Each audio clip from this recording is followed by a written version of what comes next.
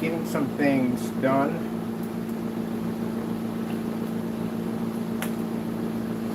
And getting ready for our for things that have to be done, which are important.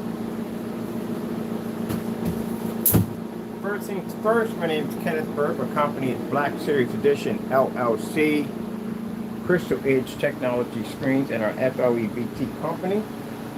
What is the cord for this?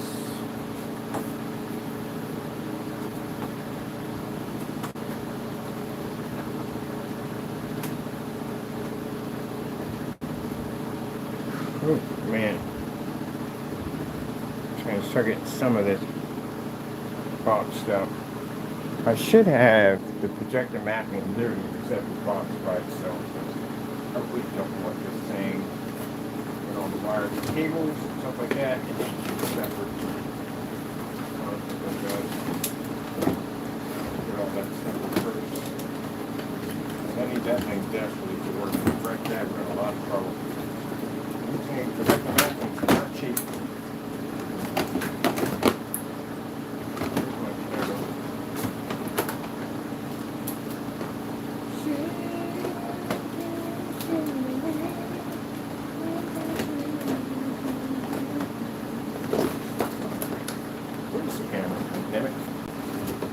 Trying to track down this camera for projector mapping.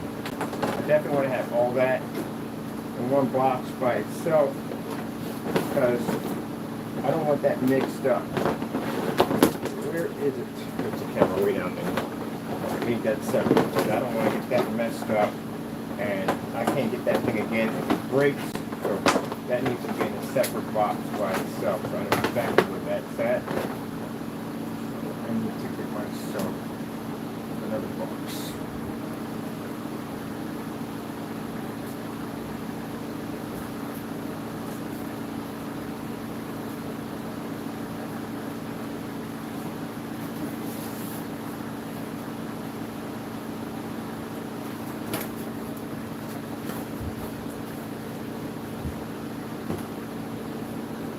Where in the world is the tape? Tape and everything's missing. And he's not here. Right over here.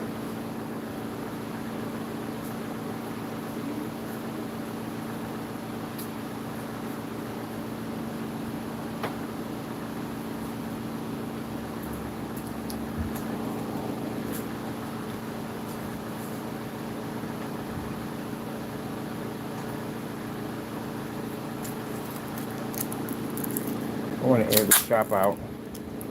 So let me see.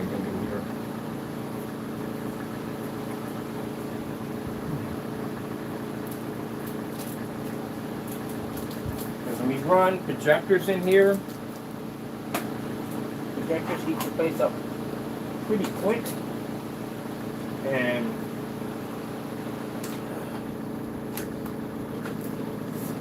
out air out of here. The beautiful thing about all of this is the fact that the new setup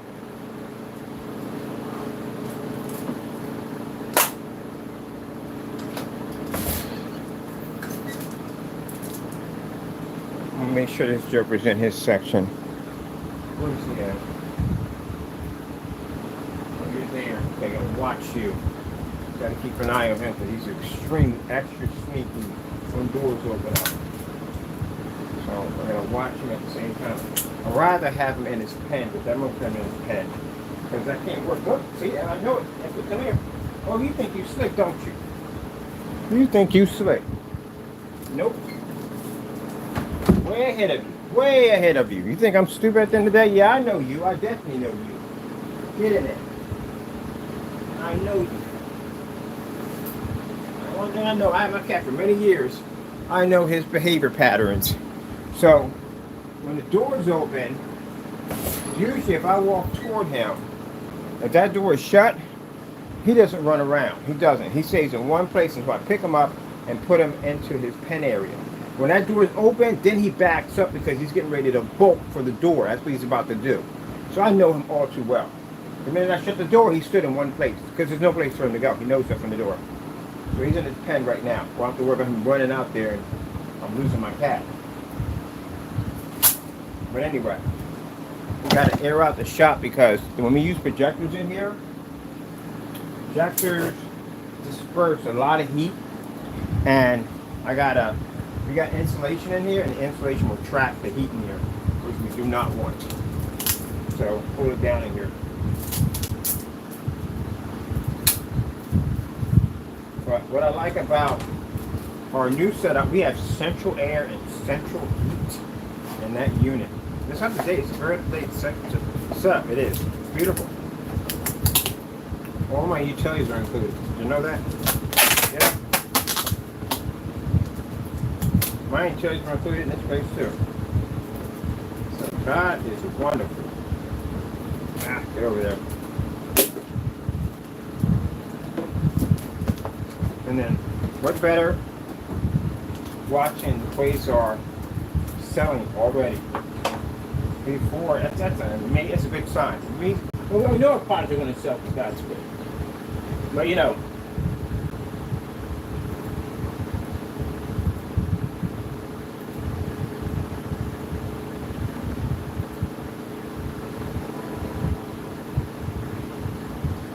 watching your product sell before the launch date, extremely good graphic sign.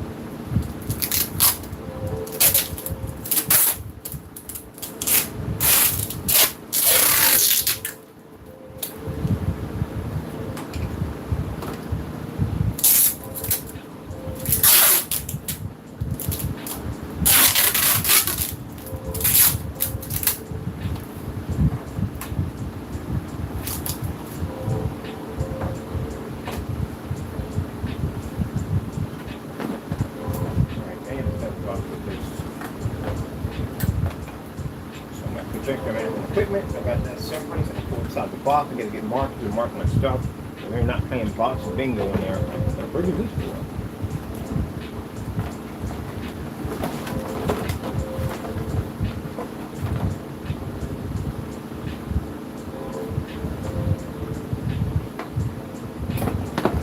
I mean, we want to do expos. Like I said before, I got plans to do expos.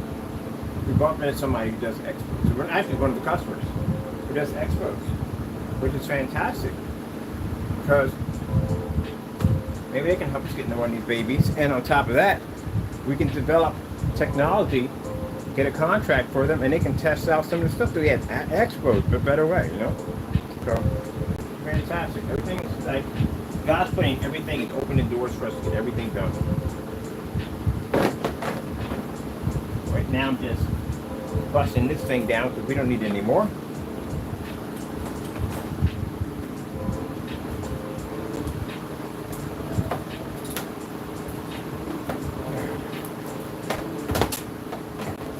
We use that for a floor projection demonstration, probably. But we have the other projector. Mine is on the floor of the projector. I play on with it for a little bit. Where's the gaming system at? I have no idea where our box is. So that's what's over there going on. I'm gonna set this box up.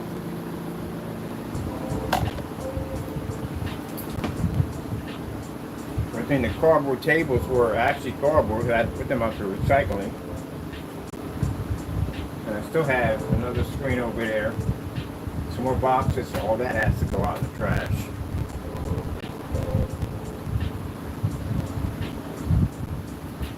And I already selected what projectors I want to take because I don't need a lot.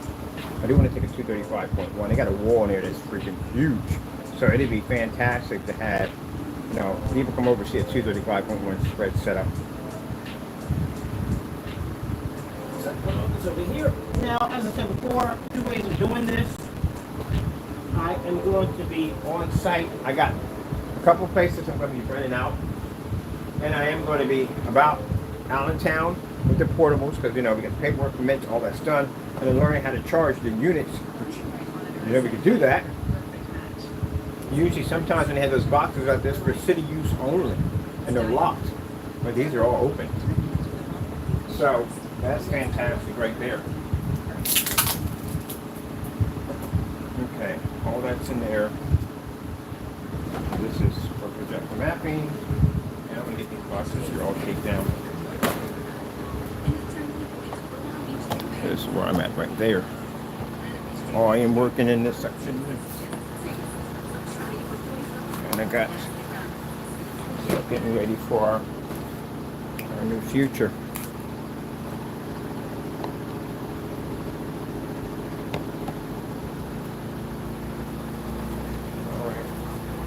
Now you see all that at the end of the day when I explain to people about wasting time doing dumb stuff, how following the devil doesn't get you anywhere. So making all those memes about me running my business in a garage, and now we got a professional office. And I mean office, this place is amazing. I'm still shocked we have this thing. I mean, we got a full-size conference room that can hold about 10 to 20 people. We have a receptionist desk when people come in. We have a parking lot. We got a kitchen and a bathroom in that unit. And then on top of that, all the furniture, including utilities. And the people that we're actually renting it from actually own the unit. And they fell in love with ad tech because they have a business themselves. And we could use that technology to advertise right through the windows, which we need something for advertise a company to land on to show it off, and everything worked just perfectly. But yes, individuals went on and mocked and carried on about me being in the garage. And now look at the position we're going to be sitting in pretty soon. No, you don't need to be near the door. You don't. You're good.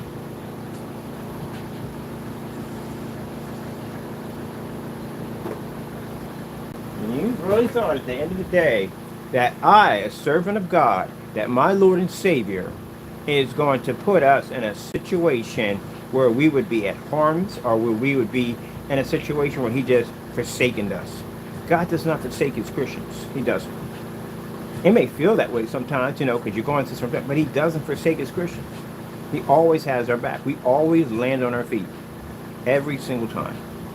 So all that carrying on and acting up, making yourself look unprofessional, breaking the law and getting yourself in criminal charges and lawsuits, you have completed nothing following the devil. I told you, the time waster. And we'll be advancing to our next level.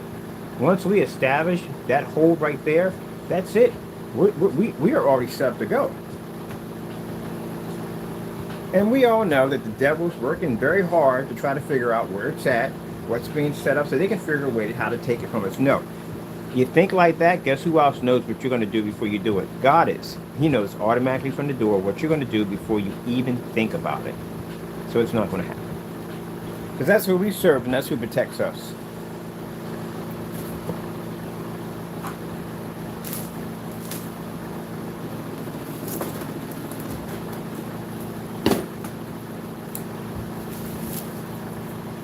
Yeah, they did all that carrying on and acting up. Made your business look very unprofessional. All right, let me see. I'm going to tape these up.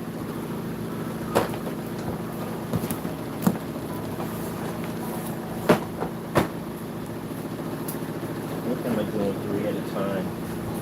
Then transport them out 3 at a time. So, and again, like I said, I wasn't put here. Chose to come here. It's my decision. But the Lord has better plans for us. Much better plans for us. And with the new place, he's already started the process of opening up doors for businesses to work with us. And he's got a plan for us.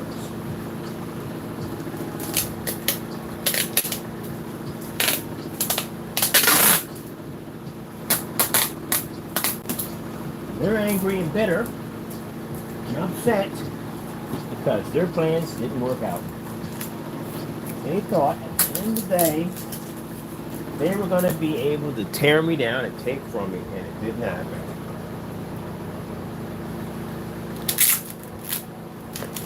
I'm going to get these taped over. This was taped over, and I think this was taped over.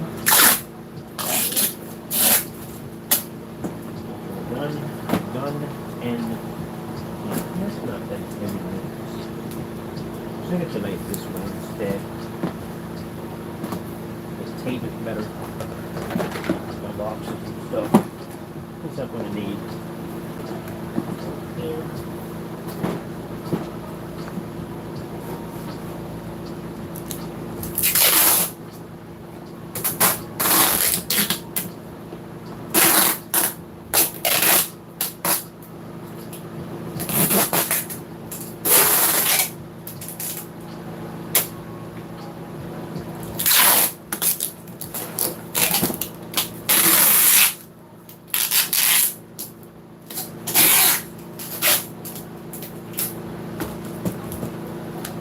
That's 3 right there.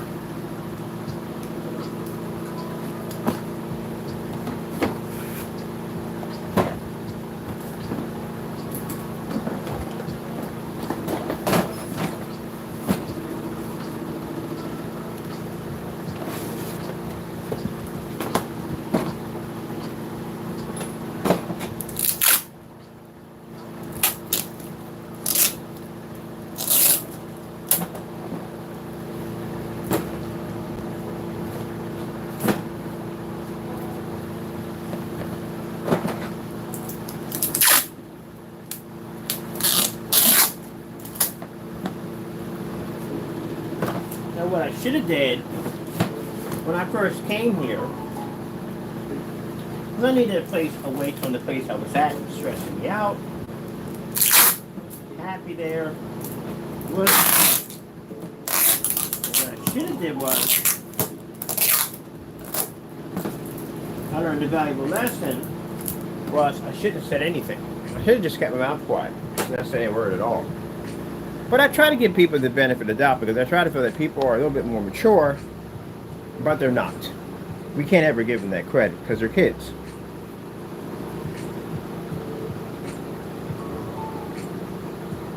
This time around, I learned. And again, with the multiple charges that were filed against them for cyber stalking and basically other stuff that was filed against them. Yep. But I learned to mouth shut.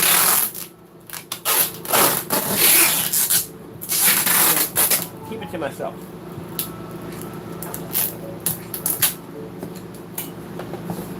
Besides, what I'm doing at this facility really has nothing to do with advertising on YouTube because it's not needed because it's for my offline clients. So all that's going to be basically kept off of YouTube and any social media. As for the other places I'm going to be at, that's different. I'm going to be definitely showing up our technology in those environments, yes.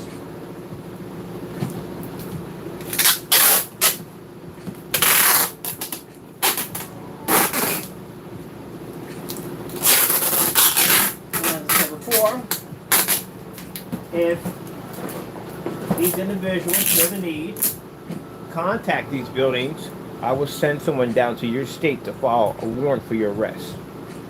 And you play with me on that one, see what happens. Also, all your information, everything we have on you is the reason why your Facebook pages had to show up on our pages. All that had to come to be. You have to understand, quiet. You have to understand, everything that the Lord does is a process. So it was meant for you to hit those pages. It was meant for you to have your Facebook pages fully open. It was meant for us to have all that information. So that way, that information can be given to companies when they get ready to process and file criminal charges for you contacting their establishment by trolling or cyber stalking. That's why there's previous charges on each one of you. That's why there's previous charges on each one of you, your whereabouts, where you live at, where you work at, everything. I told you I brought somebody in. So that way, if we have any problems, any issues, your folder will be handed over, including FBI charges will be filed against you, and charges we filed with the Allentown Police Department, showing that we have potential trolls. There have been problems to our company, and we are dealing with them, but here's information on them in case you decide you're going to file charges. So you're out in the open now, gentlemen. You're way out in the open. So any one of those companies get contact we're doing business with, you have now additional charges that they are going to file against you. The other one's already in trouble because we contacted the bar over in Ohio and gave them all of his information. So now they know everything about Mr. McAfee.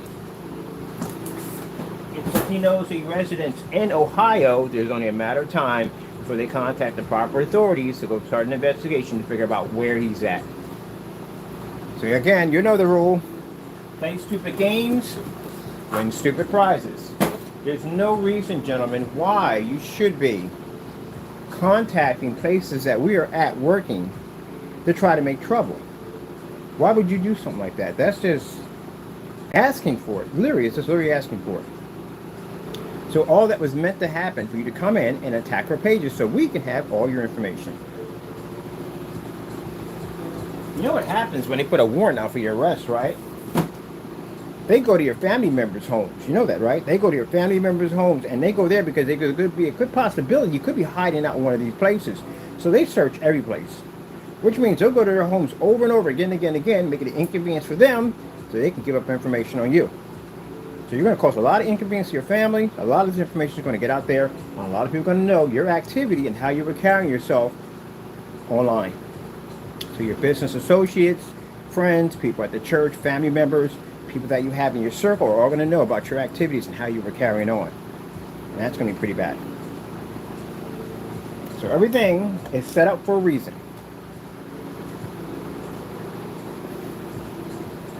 So God knew from the door that you were going to basically do this stuff from the door.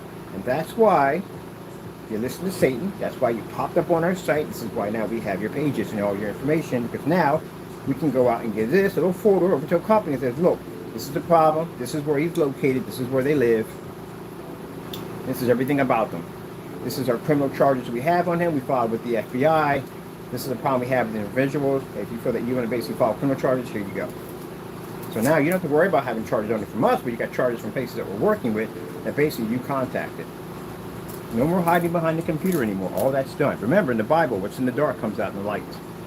So if you're committing these evil acts in the dark, you're going to be shown out in the light on who you are and where you are. And that's why, if you notice, the card that came over from McAfee didn't have any my pictures all over it.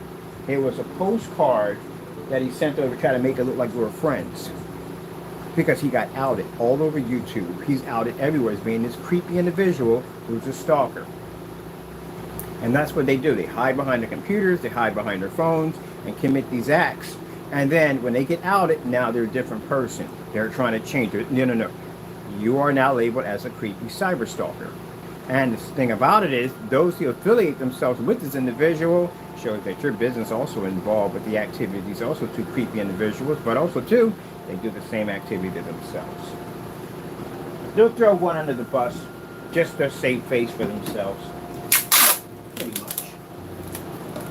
But, like I said, whatever you do, it's going to be out in the dark. I'm sorry, out in the light. And once that hits court documents, everybody's going to know. So you're going to have a lot of people asking some questions in your circle of why a grown man is stalking a business and carrying on the way that you're doing, like a 16-year-old. I wouldn't even say 16-year-old. I would say more like 10-year-old. What I don't understand is, how do you have kids? How are you raising kids at the end of the day? You raise your kids to respect and how to treat other people at the end of the day, and you scold them when they do things that are wrong. But you yourself, as the adult, do things that you would not want your kids to do. You think about that.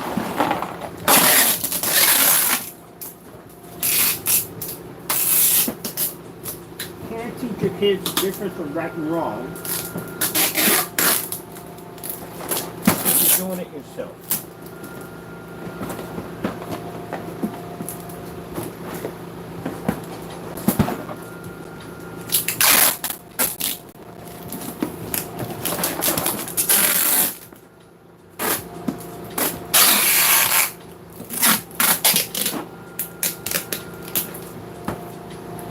This is where the association thing comes in pretty bad, because even if you do deny existence of knowing each other, you were caught in a thing called crowcast. And the conversation you guys had in that area, which you recorded and documented, you guys know each other quite well. As a matter of fact, you know each other's families because you commented back and forth on each other's family members, which means you know each other. So you do know that you can get charges from association. They can extend your case.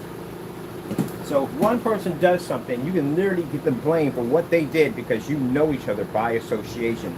It goes on to basically how much you were involved with that individual and how much you knew about their activities, and also to the activities you also carried out. And this can get you a couple extra years on your jail sentence. Association, conspiracy, that's where all that comes in. And we got you guys in 8 different crowcasters. Yeah, we're recording all that. I wasn't coming onto a live stream and showing that. I was actually recording and documenting all that. So I can show the judge that you guys all know each other, because we know once they get you on an interrogation room and they start asking you questions, the finger pointing is going to begin. I don't really know this guy. I don't know much about him. You know, this, that, and the other. I heard about it on YouTube. No, we're going to paint a picture as you guys all know each other. Also, would you know basically the medical history of each other's family members? Like the one who talked about basically his wife having a problem, and y'all both knew all about it. You knew about each other's sons. Yeah, there you go. Yep. All that was documented. All right, we got all this boxed up. I think I got the whatchamacallit over there. Oh, man, I can't believe we got all the furniture. We got all luxury office furniture in there. It's a blessing. I'm telling you, it's an absolute blessing. Yes, sir.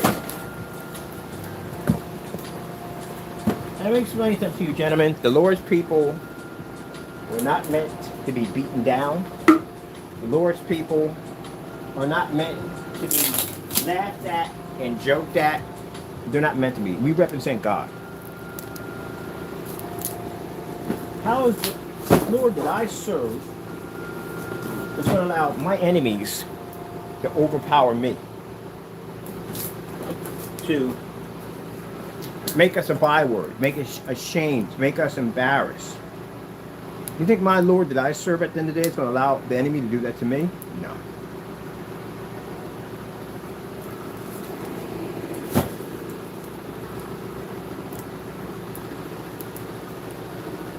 The potential, what you don't understand, is that office area. The minute we set technology in there, that is a doorway to bring in potential businesses in a professional setting to see all the technology we engineered. And the conference room is an area where contracts, and I mean $1 million contracts, will be drafted to get ready to usher in our new technology, but to build the capital of our company's backbone. And the Lord is the one who set all that up. You take nothing from a Christian, not a thing. You may seem like you take nothing.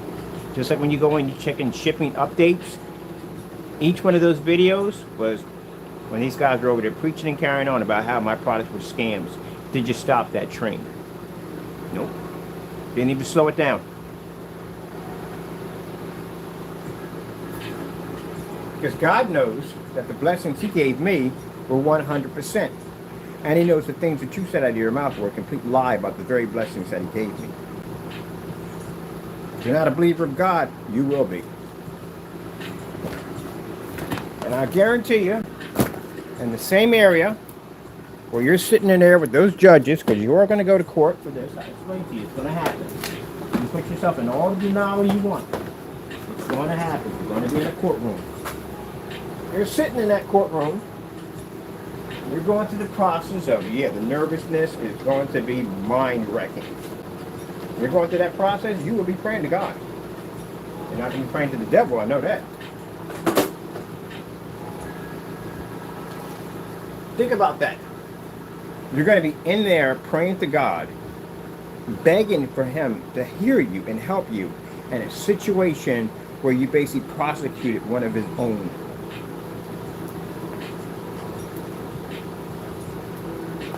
Think about the concept of that. I told you about the time I threatened my brother-in-law one time to shoot him in the head. I was out there running the streets and carrying on and acting up. Man, you talk about quick justice? Gee, that was extremely quick. Yep, very thing I said out of my mouth was the very thing I was tearing out a barrel of a revolver stuck to my forehead. And all that guy had to do was squeeze the trigger and I'd have been gone. You know, in that situation you're going to go through, I don't know what the Lord's going to do. I can't tell you. I can't. Maybe He can show you mercy and He might not give you anything at all. I don't know. I can't say what His plans are. You just better pray that He has mercy on you when you're in that situation. And that's the same thing that happened to me when I got nasty with my brother-in-law, a man of God, and I decided to make a nasty comment by saying that, oh, I'll shoot you in the head. And sure enough, no sooner than about 5 minutes, I go around the corner, and for some reason, there's nobody out there. There's always somebody out there on the block. There's nobody out there. I don't know where everybody went. But I kept on walking. When I got around the corner, 3 people popped up out of nowhere and stuck a revolver right to my forehead. They're going to kill me right there on the spot. And I figured they're stick-up boys. Stick-up boys are going to kill me either way. They're going to take myself and shoot me anyway, because that's pretty much what they do. It's rare you get stuck up and not get shot. And the only thing I can think about, I wasn't thinking about anything else, but all I could hear over and over again is what I said to my brother-in-law. That's all I could hear. I kept hearing that same thing played back and forth. I wasn't thinking about, okay, yeah, I'm going to die right here in a couple of minutes. Let me go pray to God. Let me get my rights. No, the only thing I can think about is what I said out of my mouth. So I pushed the guy. I didn't know if he fell over or not. All I know is I pushed him and I took off running. I started zigzagging because I figure if he shoots me, gets me in the leg or someplace, at least I can drag around the corner and get somebody to handle this situation. Get around the corner, it's a bunch of people out there. And where were these people at? They weren't there. They weren't there a couple minutes ago. They're all there now. Yeah. And did I go and ask my brother-in-law for forgiveness? No, because I'm stubborn. I'm not going to ask him for forgiveness at that, and it got worse. Every single day got worse and worse. There are people coming up to me that I didn't even know, never seen before, want to kill me. Where are these people coming from? What the heck did I do? Like, did I offend any of these people? I don't even know any of these people. And every day I had somebody coming up to me. I had one guy drive up slowly and look at me and take his hand and run it across his neck. I'm like, what the freak? Like, don't even know these people.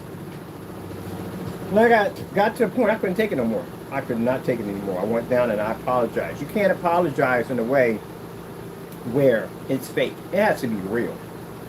It has to be real. Because if not, God's going to know it's fake and it's going to continue on. It's going to get probably far worse for faking it. I went and I apologized and he forgave me and it stopped. Just like that. I seen the same people. They walk right past me like they don't even know me. At all, period. I was just not there to them at all, period. And I'm thinking like now I got to go out and I got to face this mess at the end of the day. And like I'm seeing the guy drive by in the car, he's talking to somebody, he making no eye contact, nothing at all. And that's when I realized you don't touch Christians at the end of the day. You have to pay for it. Now God could have decided, he gave me mercy the entire time. I realized that when I got saved that he gave me mercy. But if he didn't give me mercy, I could have been killed right there on the spot. God could have shot me and killed me. God could have got out of the car and shot me right there in front of my steps. Anything could have happened to me. But he was showing me mercy at the same time. He was teaching me a lesson. And that's what you guys are going to go through. You're going to go through a process. Because you need God at the end of the day. At the rate that you're traveling at, it's only a matter of time. For if Satan really gets what he wants at the end of the day, he's going to take your life. I'm going to tell you that right now. He is already planning to take your life already. Since you've already been listening to him already, you've been playing his games at the end of the day. You know what he wants at the end of the day. What you want to be best friends with you? No, he's going to kill you. That's what he's going to do. Because when you die and you go over there, you don't have any second chances over there. You don't get a chance to come back. Salvation is gone. You are already decided that you're going to spend the rest of your life in purgatory, in hell for the rest of eternity. He needs you dead. He don't want you alive at the end of the day. He needs to get you murdered.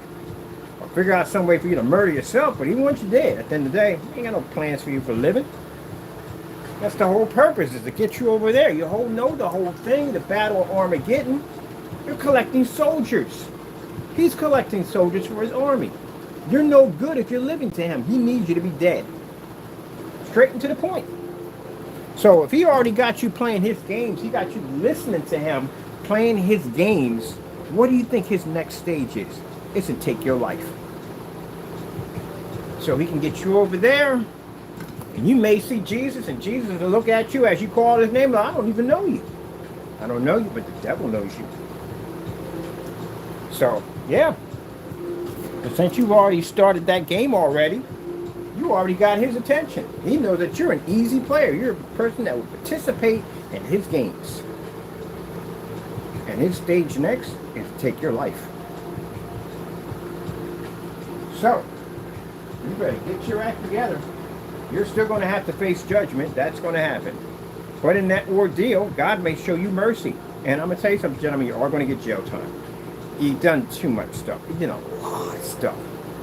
You're going to get some jail time out of it. Maybe God will show you mercy. Maybe you might not get that time. Maybe you might get a year. Maybe you might get 2 years. Maybe you might get 6 months, but you're going to get something. Some of you committed some very serious charges. United States Postal Service, they carry very heavy prison sentences.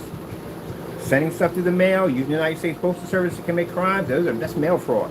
That can get you from serious jail time. And those of you committed that, you were filed already. So, you know, you're just going to have to go through something. And God can use you in many ways. You could be in the prison system and God can use you.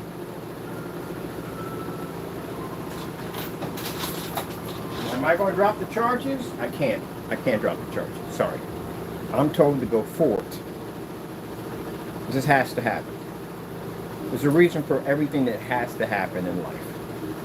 Maybe this is your way to find your way to God. This could be your opportunity to find God. So I found him. Somebody witnessed me doing it. I had a witness. I had a witness who saw what the act I committed.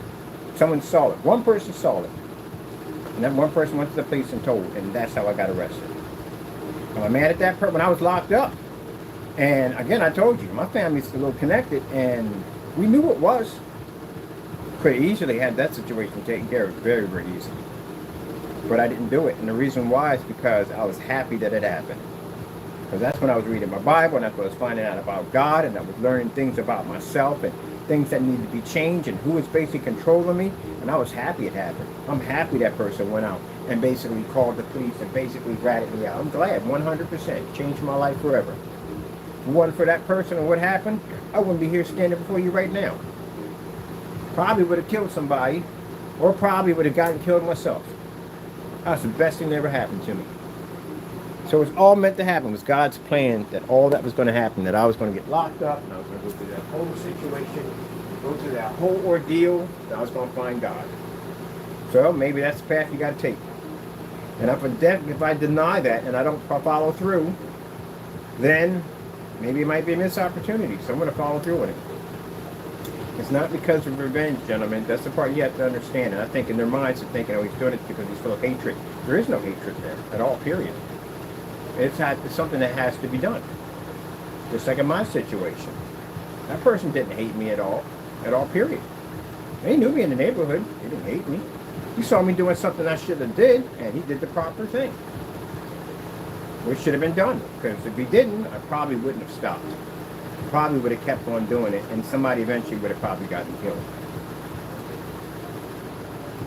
So, you and your acts at the end of the day, the things that you do and the way you carry yourself,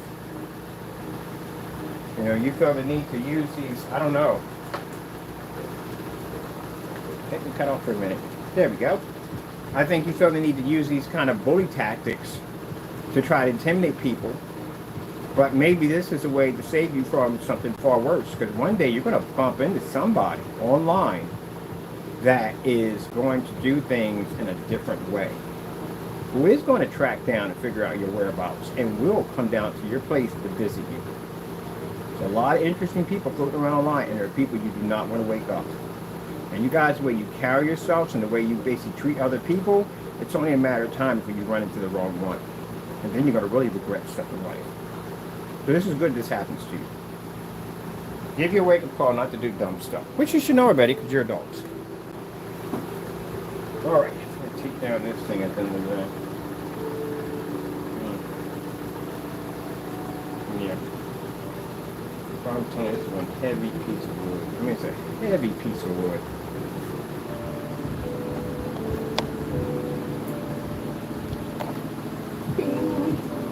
Yeah. Devil had me at one point. He had me.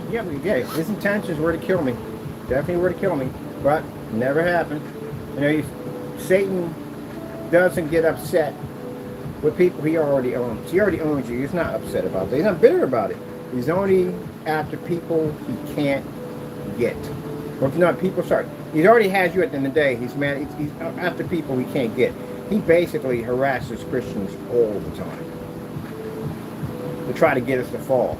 That's why I feel sorry for the preachers out there and people in the church that are not doing things correctly because you're listening to him playing his game. I don't know how people steal from the church. I still can't figure that one out. I will never understand that as long as I live. How do you do that? How do you steal from God? I mean, don't you have any fear? You don't fear God at the end of the day? There's no fear there at all?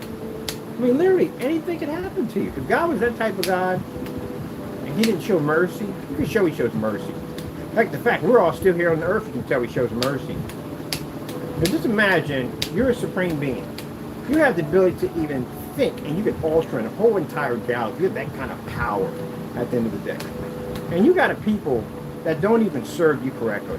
They're down there burning your Bibles and making jokes about Jesus and making jokes about the cross. And there's literally all kinds of stuff that they do about Jesus that they think is funny at the end of the day.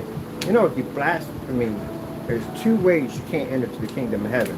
One is suicide, because you can't take what doesn't belong to you, that's stealing from God, and the other one is blasphemy against the Holy Ghost. Hallelujah is not a word to play around with.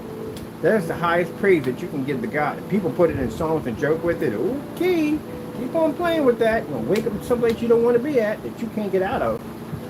But I understand how people just take it all for a joke.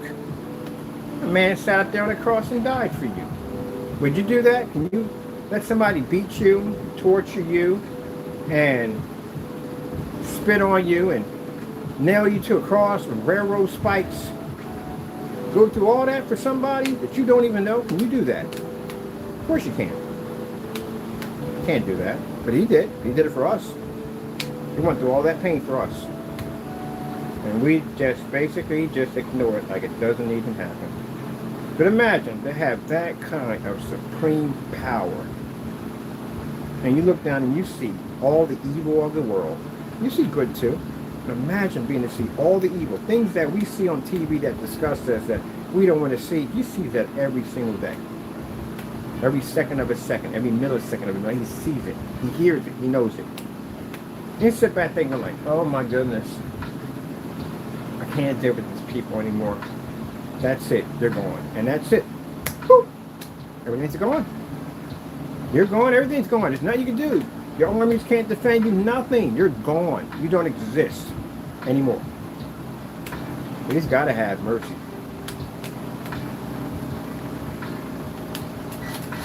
If he didn't, you wouldn't be here. I wouldn't be here. Nobody would be here. He could basically wipe the earth clean and bring in a people that will basically, at the end of the day, that will serve him and serve him only. He gave us free will. Which means that when the time comes and you pass off this earth and you get a chance to see him, or if you do get a chance to see him, if you see his face, you would give him free will. You had the ability to choose one side or the other. Which side did you choose? Now people are saying, well, what does that have to do with the future of your company? It has a lot to do with the future of your company. My company is based on the Christians, based off the Lord. Everything I talk about has something to do with my company. Everything. God doesn't just basically just go to one thing and one thing. I know people like that, like, oh, you don't want to talk about this. That's nothing to do with God. Oh, yeah. So you don't want to talk about God there, but when your wing pops off your airplane and you plummet at 30,000 feet into the earth, now you want to talk. Now we want to have this conversation. I literally should be wearing some boots with this. I'm really feeling that. See, that's what I said. Yeah, listen to that. The Holy Spirit tell you something. So listen to it. I already had a thought of that thing coming down and crushing my foot. Learn to listen. Yeah, the Lord has. I'm telling you, two things I'm happy about: the gaming technology and the portable screen. The portable screens let me get out and walk around a lot, so I'm going to be all over the place with those things. But yeah, everything we do, everything that happens involves God. And I'm going to give testimony every day about my Lord.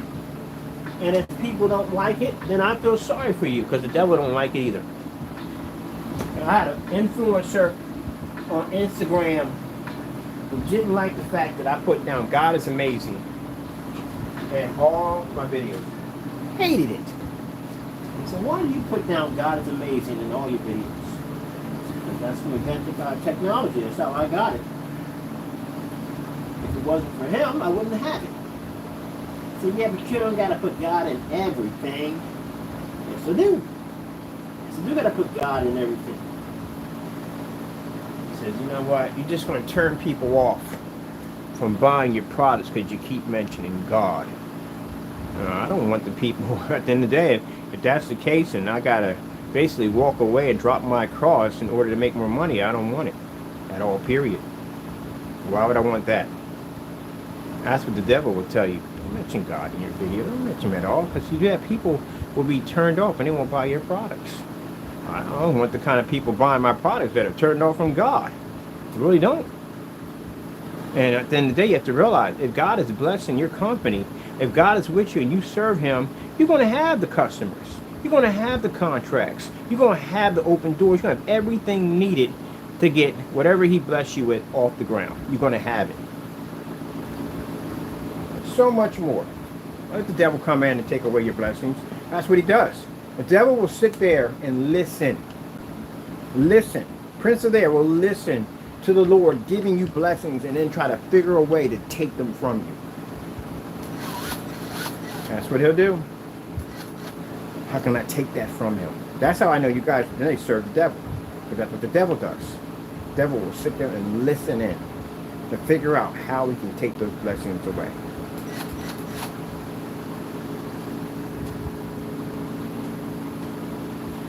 How many fruit do you have in there?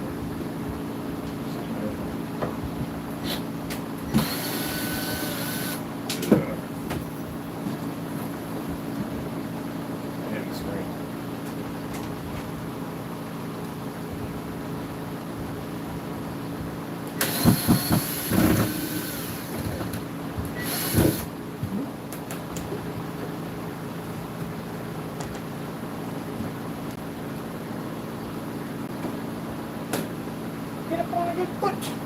Yow. Yow.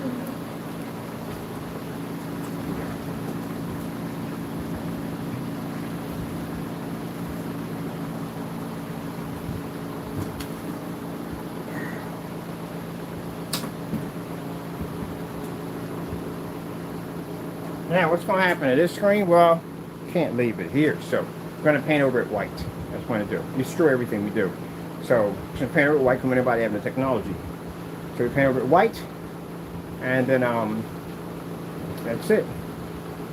That's the end of it. That's how we destroy them.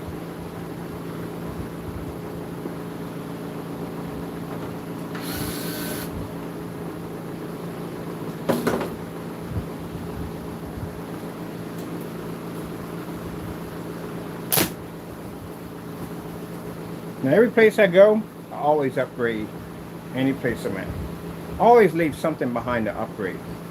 This garage, when I came here, didn't have insulation. I installed all this in here. So, this place got an upgrade. I say about close to about $1,000 worth of insulation, soundproofing. Behind all these walls that you watched the demonstration when I did the upgrades in here, I was soundproofing throughout this entire area from here to here. You can't hear jack at all. You can hear a little bit of the train because I never got a chance to finish soundproofing the garage door. But other than that, on top of that, the crickets that were in this place were actually insane. If you notice, you don't hear one cricket. Every single one of them has been eliminated.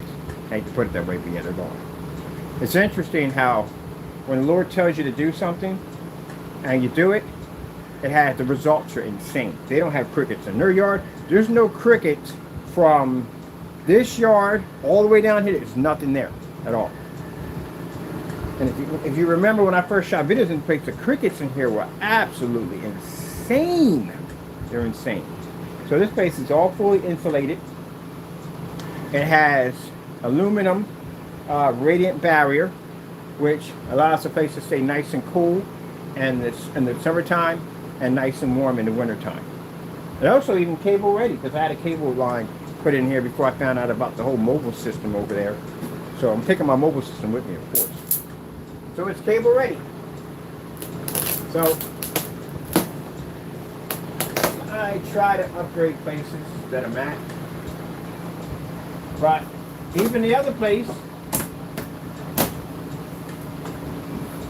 even the Even the whatchamacallit, you know, the minute you go into an apartment and you put in cable ready, your cable line goes and all that stuff in, you're upgraded their place because they didn't have it and they didn't pay for it, so you did yourself. So the other apartments they had cable line put in there that I needed for work.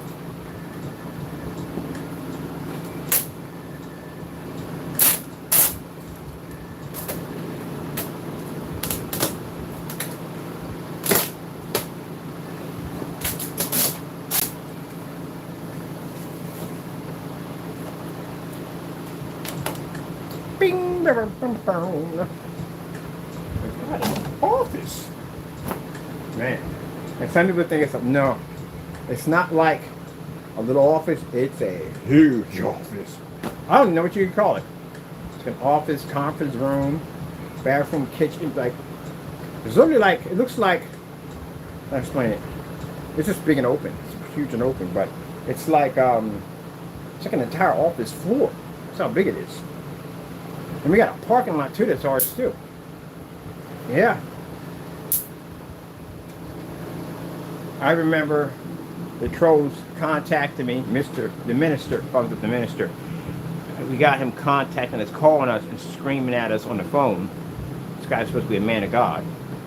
And I remember Jamie sending this message like, oh, you're getting cooked in, aren't you? You guys don't know much, do you? You see that silver barrier there? You don't know much, do you? You know what that stuff does at the end of the day? If you know how to install it in correctly, which is not really hard to do, to tell you the truth, that keeps an area nice and cold. That fan right there turns this place into air conditioning. Even at 91 degrees, it can maintain with no problem whatsoever. At 97, still maintain. Portable air conditioning unit that I have in here, basically I can run it on eco mode on low because of this barrier that's in here. That's why when I build my home, I'm going to install this stuff in it. Because this stuff actually works.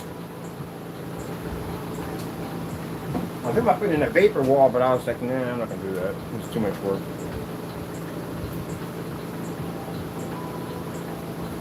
Guess who told me how to do all this? My Lord and Savior Jesus Christ. Yep. When I was doing the research on how to insulate this place, he's the one that gave me all this information. How to install it in and everything.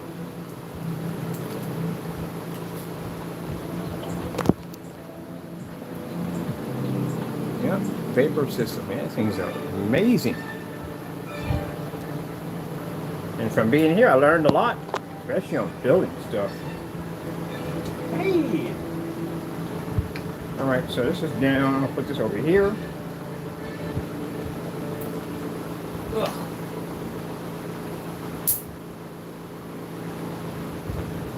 The laundry mat at the street, which I didn't even know was up there. Take all my work clothes, throw it in there, wash it up.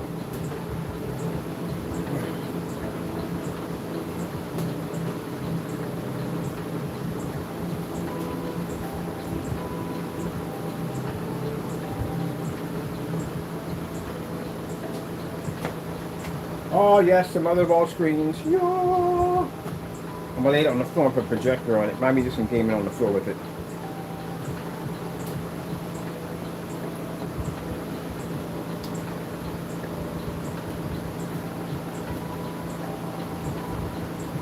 Let me see.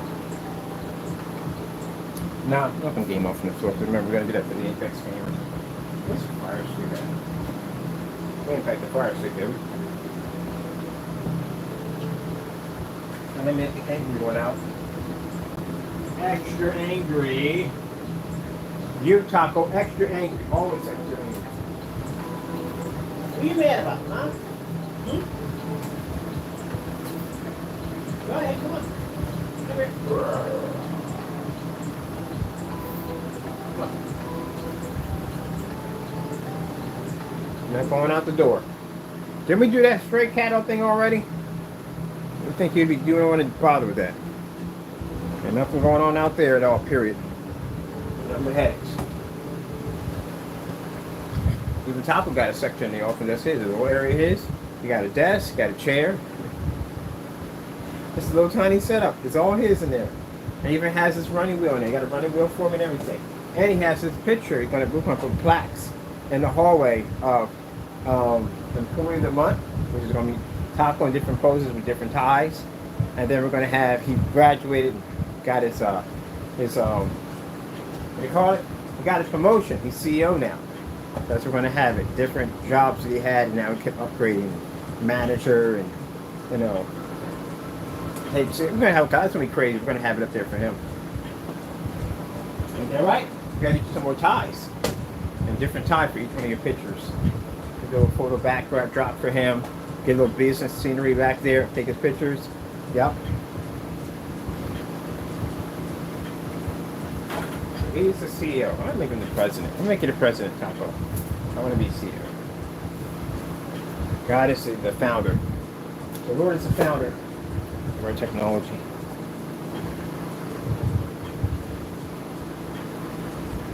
All right. So we got all this down. What time we have right now? 9:20. I gotta go pick up some white socks and I gotta go pick up a new t-shirt. Yeah. I got everything's ordered for the customers. You guys are all taken care of already. So you're done. I gotta go to the post office. I gotta put a change of address in too. To our post office box. Oh, excuse me. Excuse me. We have a post office box basically for ship bags. That's what it's for. So I got a big enough unit so we can have product shipped back. And they'll send to the post office unit. Oh.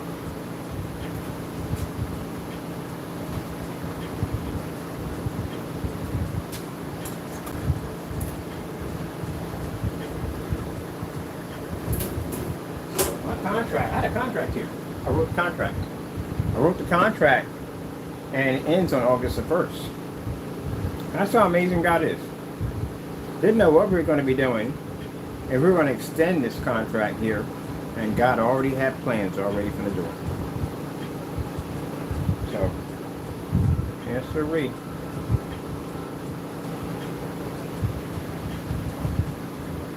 I think what I'm going to do is I'm also going to work on the tabletops. I want to do the tabletops because I want to get those, and the person's going to be doing expos and stuff, so get those out there too also. Well, we have a lot to do. We have a lot to do. I got my buddy coming through. He's bringing his truck so we can get all this stuff. I'm not taking all this with me. I got a storage unit. I'm putting stuff that I need, taking that with me, and all the rest of the stuff is going into a storage unit. I'm going to minimize my office by a lot. So the computers we have here, I'm going to basically take them out and put them into some machines and into bigger cases, but I want to get my main system down to a laptop. I want a wireless, portable wireless printer, all that. I'm going to get everything down so I can minimize it, so I can take my office on the go with me. And that's another stage I'm working on right now. I think the only 3 things I work on is see. Yeah, we can do that, but no problem. Definitely no problem. And I think I want to concentrate more on my other YouTube channel, which is the mother of all screens. So I'm definitely going to concentrate more on that channel. Get the Facebook page done, do that done. So we're probably going to be doing less videos here. I want to concentrate on the new channel. And that way I can start doing more of our, I think I'm going to do all the on-site videos there on that channel. So I'm going to be switching off my channels. I'm still going to be doing some stuff here. But I think here we're just going to do uploaded shorts. That's it. And we're going to do our project and stuff, and we're going to be on site and stuff like that. We're going to do that on the other channel. That's what we'll do. But we already got it advertised everywhere, so we're going to advertise it out there. That's going to be our main, we're going to turn that to our main YouTube channel. So that means I got to get in, I got to basically get a Facebook fan page done for it. Start working on the foundation for that new channel, which is,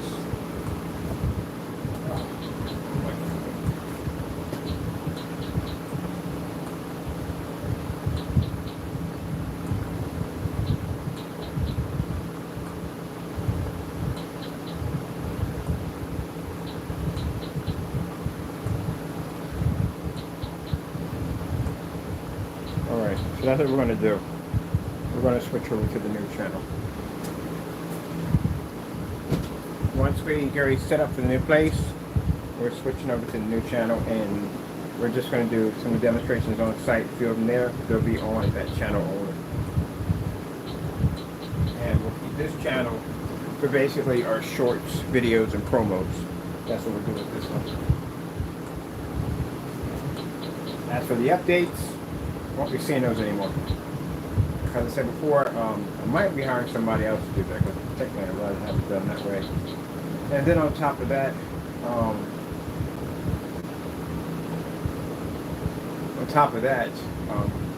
all my computer equipment is going to be at the new spot, and I'm not going to broadcast that at all, period. Alright people, I had to go pick up trash bag. I got to finish bagging all this stuff up, because we got a whole bunch of wires, and a stack of wires on the floor. That's all cables and wires, HDMI cords, all the stuff I needed. And I got to bag all that up. I got to tape all those projectors up, and I got to get some moving blankets for those, and wrap everything up in that. Yeah, it's a good thing about it. I didn't buy much stuff. The only thing I bought here was a projector. That was all. A bunch of other stuff in that big. Man, big step. I'm worried about it? No, actually not. I'm prepared for it. That's why we did all that work. We're prepared for it. And imagine if we didn't. Imagine if we lied on our specifications and we didn't do things correctly. That'd be in a lot of trouble right now. We have hyped up something that doesn't exist.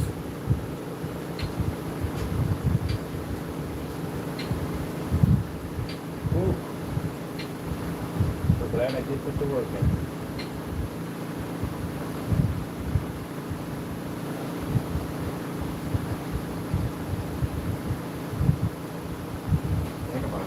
Fake that whole thing here, much trouble we've been in right now. I'm so glad we did the work and got it done. That's why I can't express enough. You fake your specification sheets, you lie on them, I'll come back to bite you in the face. Can't make this step.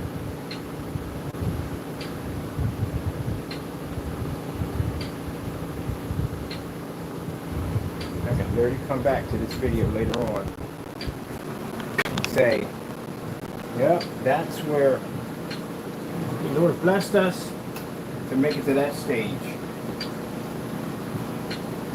So what's going to be next for our technology? Skies are the limits. All the research, all the work, all the time, everything we put into it to build it, we're now going to be on an entirely different platform, and we have the ability to go anywhere or do anything we want.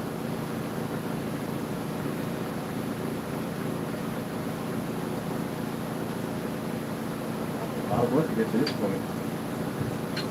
So people think they're going to make it overnight. You can't do that. It's not going to happen. And the guy who developed diamond technology, it took him 11 years. I think it was only 11 years or something. Wow. It takes a while to do it. And if you guys think you can come on here and do some videos, especially when it's been on for like 7 years and does nothing but 7 years. That's a lot of time to waste doing nothing. The other one don't even have his ears wet. He's still wet behind the ears. You ain't just gonna pop it with some product and just go boop it. No, they're not even established. Once I get out there, I want to know every place.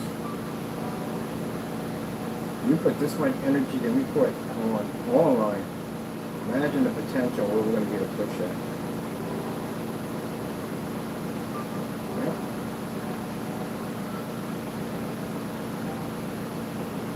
One thing, we didn't expect it to go this way.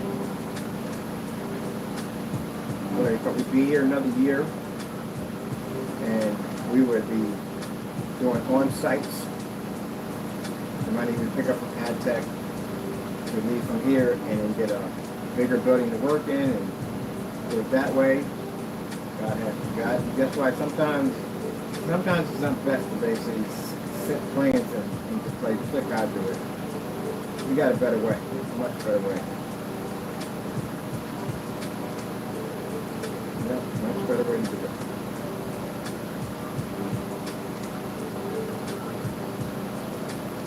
So one thing, we have to worry about no worry, no stress, nothing. That's one thing I love about having total and complete faith in the Lord. You don't have no stress or worry.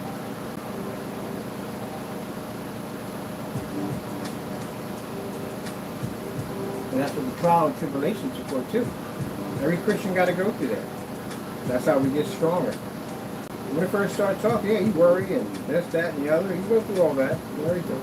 As you start to grow, and the more you learn about the Lord and how He blesses you, you got to realize He got you through that situation, and get you through this one, and that one over there, and that one over here, and that one over there. You know, before I had all of this, before all this even started, I remember I didn't have I had the education, but I didn't have anybody who would hire me at the time. And I was living in a place where it wasn't really all that great. But I saw a lot of the Lord's blessings in this place. And I remember that when the landlord left that building, he left the water on. And I remember I had these nasty neighborhoods. I won't mention their last name because I don't want to bring them up. But there was some nasty piece of work. That's when I told you about the old woman that passed away and her family didn't even come by to check on her night. She died in that house that night. Those people, I think they were those people. They were a nasty piece of work. They're, you know, majority of that family, most of them are all dead. They're on the other side. Not the good side. They're on the other side. I know where they're at. Anyway. And I remember they reporting the water being on. They saw me out there giving water to my dogs. And the water company came out there and he went out there personally to make sure they shut that water off. When I got to that door, I'm thinking, okay, I'm going to start going and getting bottled water and stuff like that, and get water for myself and water for the dogs. And I remember before I put my key in the door, I heard the Lord say that all things belong to me. That's what He said. You know, when I went upstairs and I went to go turn on the water, the trickle of water came out. It was a flow, a trickle. Just a trickle came out. And when I took the container and I stuck it up there because I thought it was going to take forever, I came back, I'd say about 5 minutes later, and it was overflowing. I had enough water out of that trickle to be able to bathe my dogs. I had quite a few dogs. I had about 6 or 7, about 7 pit bulls at the time. And I had enough to bathe my dogs. There was abundance of water coming out of that little trickle of water. You'll never forget that. So much water came from that one little trickle. Even if they tried to shut it off, and they did it twice, and the trickle still flowed. The Lord said, all things belong to me. And I remember an incident in that house I lived at. This is why I went through my trials and tribulations. Christians have to go through our Christian boot camp. We have to go through this hardship so we can learn to have trust in God. It makes us stronger warriors in Christ. So a boot camp. So I was in this house and the roof is not that well. It's not a good roof. It leaked in the house. Rain came in from time to time. And I remember dumping out buckets of water out the window because it would fill up, the buckets would fill up pretty quick. And I fell asleep because I got tired. The water had seeped down and hit the electrical outlet and took out the power in the building. So now I'm in the building with no power. Can't live there, you know, how I'm going to heat food and all that stuff at the end of the day. And how am I going to do any of this? And I'm packing everything up and I'm figuring I'm going to surrender my pit bulls to the SPCA because I can't take them with me. I got to go rent a room somewhere. And I remember going to sleep that night and I remember having this vision of me going downstairs and tearing open a part of the wall through these wires behind the wall. And I saw myself repairing these wires. And I woke up and I went downstairs and tore open the wall and saw those exact wires. And the Lord showed me how to repair that. I'm not an electrician at the end of the day. And I was able to repair the wires. They were done. Cleaned them, dried them down, and repaired them. And then I remember my buddy, he went around the corner to get me an amp for the fuse box. And he brought back the wrong amp. You screw an amp in the switch, nothing's coming on. And he takes it back, and the guy said, what are you trying to run? And the guy tells him everything, what amp needs, and no, you got the wrong one. This thing should have overloaded. The box should have exploded in our face. We should have been both killed. But God doesn't allow it to happen. because he protects the people that I'm around. So, went back, got the right one, put it in, and every single light be going in that house. Now, some people can look at that and say, Christians will look at that, and they will basically praise that because it's a testimony. People that are not of God will look at it as a way of saying that, oh, that doesn't happen. The devil telling you that's what they're doing. Giving you denial, a testimony that it's true. Yeah, all my lights came on in that house. Went through a lot when I was in that building. Went through the blindness when I had that degenerate macula, whatever, lost my vision, got it back. Went through a lot. It was best for me to get through a lot while I was in that building, including a few people in the neighborhood that wanted me dead. Because these people I lived next door to that didn't like me at all, they couldn't stand me. And here it is that I'm still here. The majority of most of them have passed off this earth. I don't rejoice over that. I feel sorry for them. Never got a chance to find God. They chose that life. That's where they're at now. Yep. I gotta figure out how to get my 800 number app to run through my phone. So yeah, when I go through something, no matter what it is, if I go through something, I always remember that I can always look back and go, yeah, I remember God got me out of this and got me out of that. Heck, the very fact of my very existence right here, where I had to go through the court system to keep from doing a 40 to 80-year prison term, is proof enough that God had plans for me. Even when I was living over at the apartment complex, and those people were doing some dirty stuff over there, and they tried to take me to court, try to destroy my credit, try to give me an eviction. They didn't show up for court. Twice in a row, they didn't show up for court. They couldn't show up for court because what they were doing was wrong, and the Lord was not going to allow it to happen. You don't prosecute as Christians. It's not going to happen. They showed up for everybody else. They couldn't show up for me. At one point, they moved, and the building was only a couple of blocks because I didn't realize how close they were to the courthouse. And I remember walking in the first town. I remember getting that letter, and they just stacked all kinds of, and that's what they do in that building. They hopefully want to get immigrants in there. People don't have proper paperwork, and they want to get them in there, and they want to squeeze them, take advantage of them, which is wrong. Don't get somebody a fair shake. You give them a fair shake. You don't do that. And they figure they're not going to complain. They're not going to call anybody because they're not supposed to be there to begin with. And they take advantage of them. That's what they do. They'll get theirs in the end. Life has a way of catching up to you. But anyway, and these people, they were in a building, in their building they had 2 switches. You're not supposed to have 2 switches for an entire apartment, so they couldn't run stuff because stuff was shut off, and they had problems in it. Roach issues. I didn't have roach issues in mine, but they had roach issues in theirs. And they made it hard for them, and they stacked up their what they owed. So anyway, in that short amount of time, they accumulated $3,000. Are you kidding me? That's not possible. They put a whole lot of nonsense in there. Took them to court and basically gave them a tap out, which is something like they give you 10 days to remove off the building, but this still goes against your renter's credit. That's what it'll go against.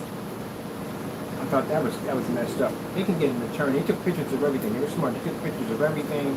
So that way they can show that the building wasn't up to code, and that way they can get out of that, and hopefully they were able to beat that. But in my term, they did the same thing to me. They stacked mine up. And when I looked at it, my sister was looking, said, wait a minute, how they charge you for court costs already? They're not supposed to charge you for court costs. You get charged for court costs after you lose the case. They can't put that on there as part of what you owe them because you haven't gone to court yet. I could win, you could win. You can't put that on there, and that's what they did. They prematurely put charges on there. So I said, yeah, they're about that life. They're doing that kind of dirty stuff at the end of the day. So it comes time to go to court. I show up at the wrong building. I show up downtown because I think it's downtown. If not, it's right around the corner from the building. So I go back down, bump into my sister. Me and her both go down together, go to the courthouse, still made it there on time. And they never showed up. The judge sat there and said, Mr. Bird, all charges dismissed. Enjoy your day. She was mad. They don't like it when you don't show up. And then they gave me another one. And this one had charges, court cost charges from the other one, which I won because they never showed up, but they charged me for it anyway. That's the dirty stuff they did in that building.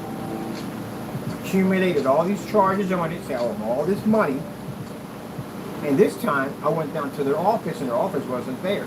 So I found that they moved. I didn't know where the building was at. They said it was pretty close to the courthouse. That's what they said. So court day comes up. I show up. They don't show up again. Now the judge is really upset. Mr. Bird, you don't have to come here anymore. We're done. I'm tired of these people at the end of the day. I sit here and they don't show up, and they did this twice already. The judge was ticked off. I had a chance to have a nice little conversation with the judge, explain to the whole situation what I was going through. Don't worry about it, Mr. Burger. You enjoy your day. And I want to enjoy my day. So as I was walking back, I looked at where the new building was at. And when I was walking, I was like, the building was literally that close. It is 4 blocks from the courthouse. That's it. 4 blocks. Which means all they had to do was get out, getting around, they've been there already. They couldn't show up. Because you know why? God wasn't going to allow it to happen. That's why they couldn't show up. They're not going to damage my credit. They're not going to damage my renter's history. They're not going to do jack. And both cases got thrown out, which means I owe absolutely nothing. I don't owe a thing. And I went back in there after everything was done. I went to talk to the court records and got the documents showing that they were a no-show for both cases, and both cases were thrown out. Which means if they ever try to attack my credit or my renter's history, I can show proof that they never showed up, and I can turn around and I can file against them. On top of that, I took a buttload of pictures of their building, of all the problems that they had in there, and they had a lot of violations against license, inspections, and zoning in that building. And I sent them a nice little letter with all the pictures and stuff, and said, look, bottom line is, I basically documented your entire building, and here's a document showing you never showed up in court. Anything shows up on my record, anything shows up on my history, and I'll get your building taken away from you. Yeah, shut your building down. Now, I could have shut their building down easily. Why didn't I do it? Because people live in it. But chances are, most likely, they're going to find a daylight salary. And that's what's going to happen. And it's probably more money than they can afford. So, they went about their business. That's the end of it. When I get when the trolls come and tell me, oh, we're going to report them, they know where you're at. You didn't know where we're at. I walked past their building. I literally get my t-shirts in that section. You think I go that? No, I walk around. They got security cameras up there. They know who I am. I walk past their office building all the time. It's right on my route, and I go past there. I go pick up my t-shirts. I walk past their building. Matter of fact, I know the whatchamacallit, maintenance guy. I talk to him from time to time. I see him out there. And I walk right past their office. Right in my section. You think you tell me something like that, and I'm going, oh my goodness, oh. No. At the end of the day, I know business. I know how to do things at the end of the day. I'm in a unit, I document stuff to make sure that I can basically back up everything I say out of my mouth. If you've noticed from my YouTube channel, when I talk about things, I back up everything I say from my mouth. Same thing I carry out here. So if someone's taking me to court, I show up. I'll be there, no problem whatsoever. And they didn't show because it was not meant for them to be there. So no, I don't have anything. I don't owe anything. Not a thing. And anything I need, even if my credit was bad, let's say my credit was really bad, it doesn't make a difference. God opens up doors for us. Anything that we need, the Lord will bless us to be able to have. That's why I tell people, at the end of the day, I've seen people with bad credit, the Lord bless them with houses. Matter of fact, my sister got blessed with a beautiful house. And they got the house for free. They got a free house. Yep. Won it in a raffle. A teacher's raffle. They used to work for the school district. And they had a raffle. And out of all those teachers, they won the house. And guess where the house was at? The house was up in New Jersey.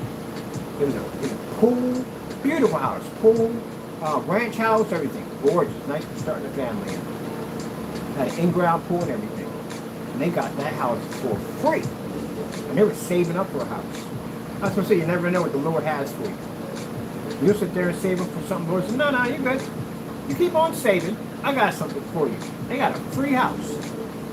And my brother, on the other hand, he's the money man. He makes 6 figures. He makes good money. He bought his house, and this house is nice. Ain't better than their house. Their house is next to a golf course. You don't have to have a house that's next to a golf course, your property value goes up by a lot. Especially if it's a famous and very good, not famous, but it's a very upscale golf course, so their property value is so nice. They got that piece for free. He was like, wow, he was kind of amazed. He said, man, I paid so and so for my spot. Y'all got that for free? Yep, got it for free. So the money they saved up, they just bought furniture with it. You get a business cards made next. So yep, business cards. And I got t-shirts and all that stuff made. I'm a t-shirt my company doing it. Oh, I definitely have that. That's one thing I saw when I was over at the smoke lounge. The people that were doing electrical work, everybody was in there. They had their own t-shirts and stuff. But they didn't have mine. So I'm gonna design mine probably end of the month. Got a family get together too. And that music part, can't wait, but it ain't doing anything someplace else we're going, so I can't wait to jump on that. Alright. We did almost an hour in this. We're talking about the Lord. You don't waste time to talk about God, you know. And everything's all packed. Yep.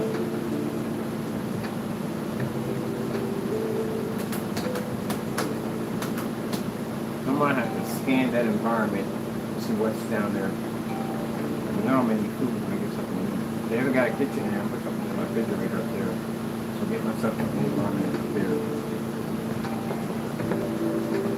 Probably do some food shopping in the office.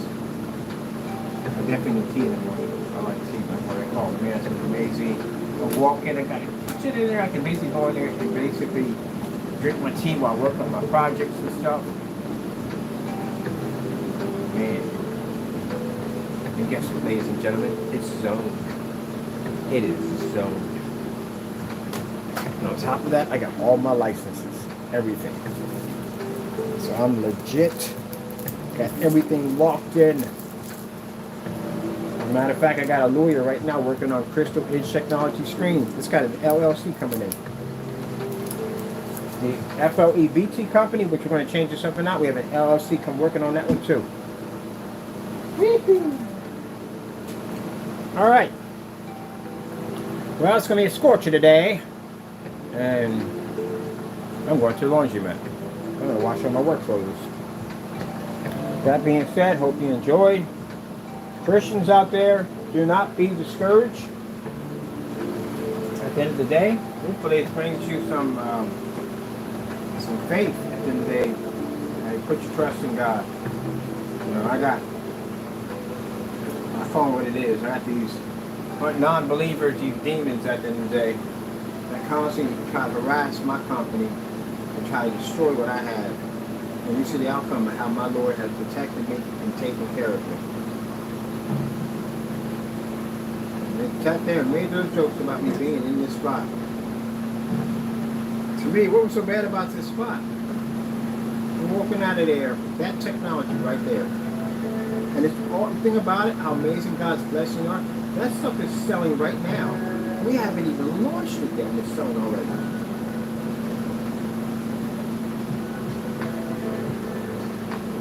While you sat there and you did the devil's work, joked and laughed and carried on, I just sat there and did what had to be done. I went to the proper authorities to get everything taken care of. They had to in court, got that done, and I also concentrated on my craft. Worked and built, got my licenses and paperwork and documents, all that done. Getting ready for what the Lord had for us. It's interesting, before I got to this point, I had depleted my funds in my account. I had $0 in my account. And the Lord came to me and said, it's time to start packing things up. And I'm thinking like, he said, start looking for a place. That's what I love about God. Because he already knows automatically what he got planned for you. Don't doubt it, don't fight it, go with it. Listen when he tells you to do it. I want you to go do this, I want you to go do that, get that done, get this taken care of. Don't worry about it, you'll have what you need. $0 sitting in my account. And the Lord is telling me to pack it up, get it ready. Start looking for places. I'm looking for places, we got zero money in the account. Most of these places want 3 or 4 deposits in them. These places right here want massive down payments in. We'll have to be here for a couple months to sell that much in order to get that capital to get one of these places. Don't worry about it. Just pack it up and get ready. Sure enough, we got this beautiful place, and No security deposit, no second, it's the first, and that's it.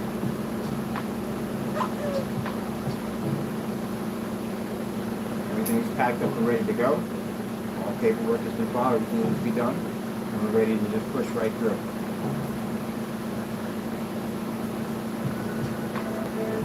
Well, the Lord does that. You're going to have, you know one thing? Money's in the account. Money's been stacking in the account because the order's been pushing through like crazy. I went through this situation where I was renting a room. I never forgot that too. That was another beautiful testimony real quick. I was renting a room on Cambria Street. That's why my company got started, right there in that place. And I'll never forget that the people I was staying with, very nice people. As a matter of fact, I'm actually best friends with the son. Me and we were friends for a very long time. That's how I ended up there, because I was living on another end, renting the room out, and me and him became good friends. I met him in a clothing store. Me and him got to talk, and we hung out like every day. I got to know his family and everything, and they knew me like I was one of their family members. And they had an extra room upstairs, and I was like, hey, can I move up there for the check? It'll be cheaper, and I'm right close to them, and I'm push them on my family member. And they talked it over, and said, yeah, I wouldn't mind having you come down. So I came down, and that's why I ended up over there.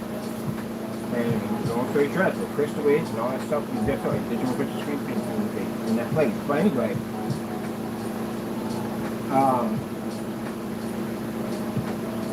I had some problems with a certain one of my family members. It was a female. And I was already seeing somebody already. I was seeing my ex. And she became upset about the whole thing. And when people get like that, they figure that you're supposed to be with them and you want to be with her. I was already with somebody already. But she decided trying to make things rough and difficult for me while I was in that place. And somehow she convinced her mother that she wanted the room that I was in, so that I can get kicked out of the street. And so I just met this girl, I liked her, and we spent some time together. And I already decided I was going to try to build a life with this person, because everything was there for me to basically take those steps. So I'm thinking there that, man, I had $0 in my account. Not have any money there. Nothing at all. As a matter of fact, the business even slowed down a little bit. And I'm thinking, oh man, how is this going to happen, man? I'm probably going to have to leave Philly and go to Jersey, because I got family up there that said, no problem, you can come up here with us. But that means I'd leave the person that I just met and I want to build a life with. So I would have to leave her too. She can't come up there with me. So how is this even going to work? So I walked, there's a graveyard they had up there, a historical graveyard, and there's a bench. Me and these benches, boy, I tell you, I always had to have them sitting on benches and praying to God. And I go in, and I sat down, and I was heavy-hearted when I walked in because I didn't want to lose this person. And these people were making it rough for me now because they wanted me out of this building, and they said I had to go. They gave me and said, well, at the end of the month, you have to go. We'll give you a couple months, but you have to go. So I sat there and I prayed, and the Lord's like he sat right next to me and said, don't worry about it. It's taken care of. You're good to go. I got you back. I walked out of that graveyard dancing, praising God. When I walked in that house, my whole attitude was completely different. The next day, boom, orders started hitting the account like crazy. Now, before we hit that, me and her were going around. She drove because I didn't drive at the time. And we drove looking at different places. I had $0 in my account. The Lord said, go look for places. Go look there and look. Go look, go look. And we're hunting around, and she's saying, well, how are we going to do this? You know what I mean? I said, don't worry, God's got to take care of it. I go back and check my account, $3,700 sitting in my PayPal account. Orders were coming in left and right. There were so many orders pushing through that account that not only did we have an extra $3,700 to put a down payment on whatever we wanted to go to, but the Lord allowed us to furnish the entire house. That's the first small house I moved into.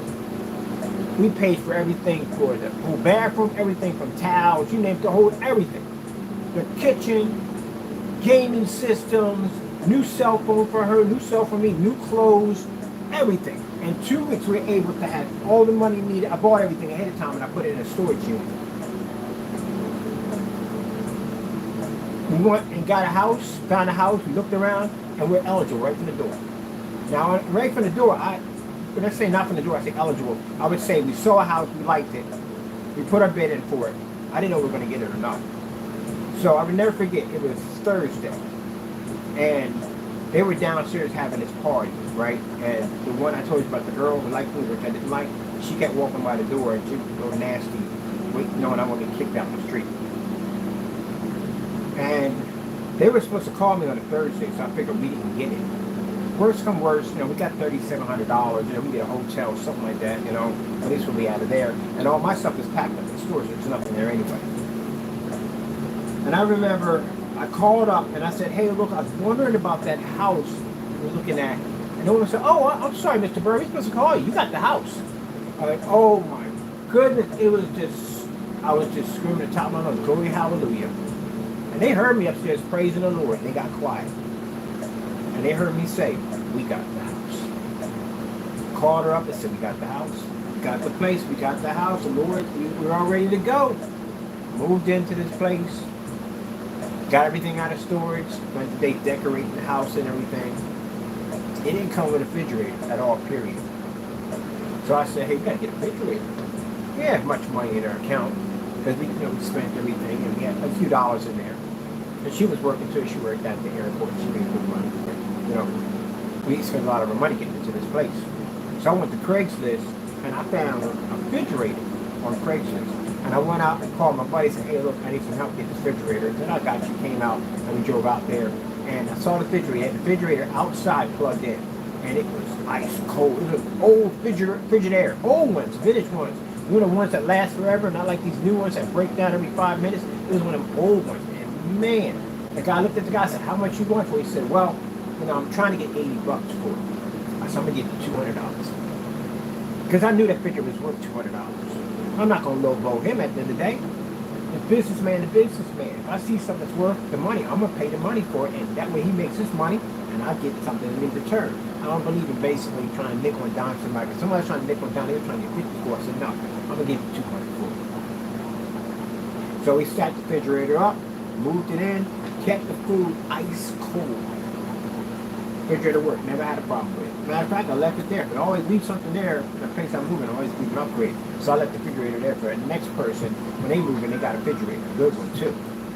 So as we're in there, now I'm thinking like, man, when I was living in the other place, I was renting a room out for $250. This place is a little different now. This is my first place moving in.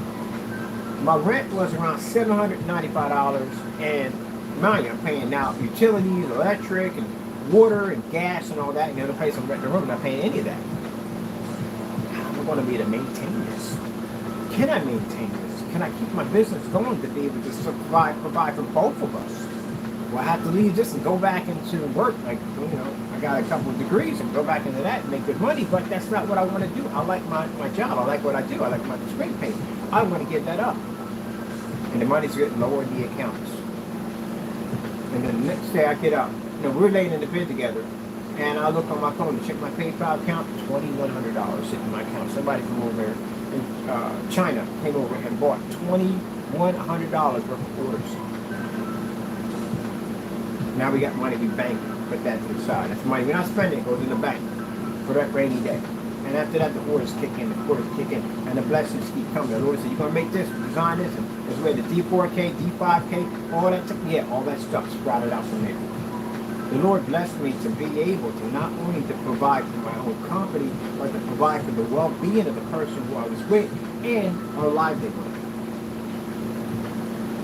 That's my first move to a house. Of having a place I had responsibility for all bills. I was able to maintain, and she didn't have to pay anything. I was able to maintain out of that relationship 190%. I was able to pay for all things. And not only that, we were able to upgrade houses, which means the house we had was nice, but then the Lord blessed us and moved to another house. We were there for a while, 1 year, that's it. Moved to another house in a year. Developed new technology, that technology would pay for what we need for this, pay for that. Was in another house, guy contacts me and says, hey, we need you to develop an invisible technology for us. We have experiencing that feeling. I've been doing it for years. Developed this stuff. Guy transferred $20,000 to my account. I went, what the? Yeah, I never did that fast, that quick. $20,000 less than an hour was transferred to the account. The first time we saw $1,000 pop and go. I'm not joking with you, my man. I'm just saying, oh man, at my word. I'm about business. Here, let me show you. Boom, 1,000. What's your PayPal? Send it over to him. $1,000 pops into the account. You're like, whoa, got a lot of money to make that quick, that fast. So I'm telling her about this guy. I said, yeah. I'm talking to him on Skype back and forth and everything, and this guy works in, they work in that hologram technology to do it. Michael Jackson and Tupac. That's what we developed, engineered that stuff for. So he said, how much do you want? And I don't want to ask for anything too crazy or too high, you know, just $20,000? And he was like, okay. I'm like, shit, it's a little bit more, but I'm happy with 20 grand. I'm not going to complain about it. So, after I finished the process and everything, I sent everything to him. He was like, okay, here you go. You paid already. And looked at it, it was $20,000 sitting in the account. I was like, looking at her, and I was like, what's wrong? I was like, we got 20 grand. What do you want to do with it? Because we already had money sitting in the bank accounts. We're good. And everything was paid up. We had extra $20,000 just sitting there. I was like, want to go to Disney World? That's how we popped up in Disney World. We spent, how much did we spend? I got top package. I paid for everything. I think it was about close to $7,000 trip. We did it. Paid for all top packages and everything. Yep. And she worked for American Airlines, so, you know, tickets didn't cost much extra nothing. Did first class. It didn't cost us anything because she worked there. All she did was just slap on her badge. It was pretty interesting, too, about that one, because we were in TSA, and she walks in and we're like, nah. Yeah, you search like that, right? When you know somebody works in that division, yeah, you get favoritism like there is no tomorrow. It's crazy. Because I had to sit in line, I had to go through all that. None of that at all, period. And when they were talking about how, you know, they got to bump your seat because it's too crowded, yeah. She slapped that badge on and go, oh, okay, no problem. Well, they will bump you. I hate to say it, it's jacked up. I know it's true. But they will bump you. The main reason why your seat got bumped and you lost it is because somebody probably came on with some kind of authority and took it. Which I'm sad. You know, I'm kind of ask, like, bump somebody. No, they're just extra seats that they use for, like, you know, people that are coming in or something extra on the side. That's what it is. But I don't want to take it away from somebody else's trip. You know, couldn't do that. But anyway, yeah. Got that favoritism quick. Came in and she put that down. Oh, okay, how you doing? So what branch you work at? I work at the one over in Philadelphia, so and so. Okay, no, you know, so y'all don't know about it chattering up over there. Okay, we got 2 first class tickets right here. And, you know, don't worry about that. Don't worry about it. Get your nice discount. You know, under $100 first class. That's what we paid. Round trip. Yep. And then the Airbus coming back in. Because the other one was booked, so they put us first class on the Airbus, which is pretty cool. I've never been on one of those. When I got a chance to walk around, it's just floors in that thing. Like, I got to walk around and see this. So yeah, I got up and allowed me to walk and go up on the top floors. I'm like, wow, never been in Airbus before. Freaking coolest thing ever. Never been in first class and like that either. So it was pretty nice. So yeah, it was pretty cool. So got a chance to go see Disney World, and it was the first time I had a trip in a long, long time. Because at the end of the day, I'm a workaholic. I can have them. I had plenty of time to go to a lot of places, but I didn't because I like to work. That's what I do. But yeah, I'll never forget that, man. Every place that I remember, I would look at a house that I liked, and I would print it out and I put it in the Bible. And the Lord would ask me, "Is that what you want?" And I was like, "Yes, my Lord, that's what I would like." And boom, it happened just like that. I'll tell you one other amazing testimony, and I think about it every day. When I got sick in one of the houses, and people were like, well, why would the Lord put you in the house that you're going to get sick and almost die from? Because, again, you learn to have faith in the Lord. Even though the doctors told me at the end of the day that I had this illness and it was going to kill me sooner or later, and I had all these bad effects to it, it didn't kill me. Lord blessed me where it doesn't exist anymore. I got a chance to witness that glory of the Lord, of seeing it. Sometimes you have to understand it. When you're going through something rough in life and you put it in God's hand, don't complain about it. I got to teach myself that myself. Don't complain about it. Sit back, have faith, and you will get a chance to see the glory of the Lord. You'll get a chance to see His hands at work. It's a beautiful thing to see. From you going from this to that, just watching how the Lord works, you get a chance to watch the Master at work.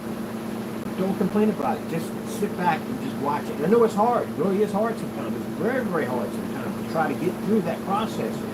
Just have faith. Just have faith and just watch. And I went through that process and think sometimes like, Lord, why would you put me in a place that got me sick and was killed me in the process and all this? A lot of stuff went through my head when I was going through this illness. But I had to sit back and be patient and just watch and see what the Lord had for me. And what I saw was the Lord heal my body and take away a disease that had the potential to kill me. And now I'm a man that can work out 3 or 4 times a day. I can walk 21,000 steps and do all that stuff that I've never been able to do when I was sick like that. He made me a whole new person. Everything the doctors told me I couldn't do, I was able to do because of him. So that was an amazing testimony to go through that situation, what I had to go through, and now how I ended up now with not having it at all, period. Baffled, I was going to baffle the daylights out of the doctors when I finally get down to a visit, because I haven't seen them in 5 years. I haven't been to a doctor in 5 years. I haven't had any problems at all. Nothing, not a thing. 5 years, I've not seen a doctor. That was kind of interesting because when I had the relapse, I had a little problem. I ate cheesesteak. I chose one of those today. Gotta stay away from that. I do want a cheesesteak, but cheesesteaks aren't big today. But anyway, I had that cheesesteak, ate it down real quick. And then I went out for a walk and I pushed it and I had my heart rate jumped a little bit. And I'm thinking I'm having maybe a heart attack, maybe, but I'm having the symptoms there. And when they sat me down and they ran my heart rate, I was at 80, I was at 95, and then I dropped to 84, which is extremely good. And I'm thinking, wow, man, which I found out later on was that gave me that problem. But anyway, yeah, it's just amazing how God, at one point, I remember if my heart rate sped up like that, it would just keep climbing. That's what it would do. It would never drop down at that point. But yeah, we came out of that house, and at the time, PayPal's working capital. I messed up on one of the loans. Like I messed up, I didn't pay it back fast enough, and they kind of hit me with, I can't get a loan for a while. At least I was trying for about, since I've been in the house, I was in the house for about 3 years. So for that 3-year time I was trying, it wasn't giving me a loan at all. Now mind you, this time around I got sick, and I needed to get out of this house. If I stayed in the house, I don't know, I wouldn't have made it. I was very, very sick in this place. And the only way we could get out, because I was too tired to work. I couldn't work anymore. I was very, very sick. And I spent my time upstairs in bed with the air conditioner on and the air cleaner you see over here right by my side. And that's how I spent the majority of the time I was in that house. I was very, very sick, very weak, and I couldn't work anymore. And I'm thinking, I don't know how we're going to leave this place because we don't have the money. And the Lord told me to go get the loan from PayPal. Mind you, I was denied the loan for 3 years. So, let me get a charge for this.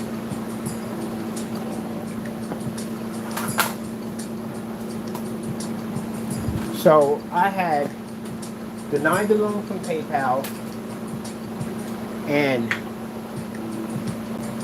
the Lord told me to go to the computer and apply for a credit line. So, on one end, so I'm trying to find my charger piece. This thing that these charger pieces all over the place. I don't know when it's disconnected.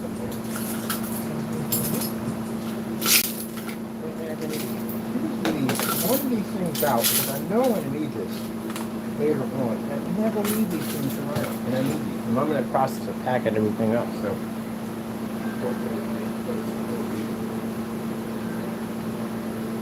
Oh, yeah, I found it. So anyway, I went to PayPal and I applied for a credit line, right? So I got a credit line of, oh, come on, you're not working? Are you plugged in? Oh, you are plugged in. All right, so what is the deal with you? Why won't you work? Oh, there we go. So I got a credit line of $500. That's still not enough for us to move. And so I went in and I applied, Lord said, go apply for the working capital loan. Mind you, they denied me for 3 years. I went in and applied. As this thing starts to spend, if this thing says that I can't get the loan, I'm gonna be in a lot of trouble. I got the loan.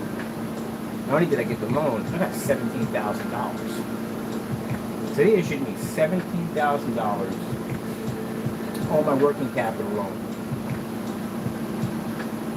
And that was more than enough we needed to leave.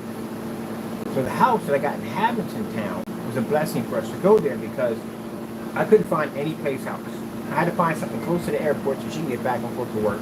And I wanted something much bigger. I did want something with a backyard. And this place had a backyard, driveway, had everything, the deck, the whole nine yards attached to it. And at the time, my credit wasn't all that great. So I agreed to pay, it was $1,600 a month to move in there. And I paid first, second, third, and I paid a fourth because of the credit.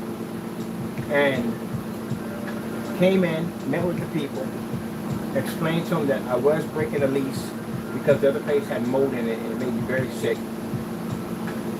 And they had no problem with it.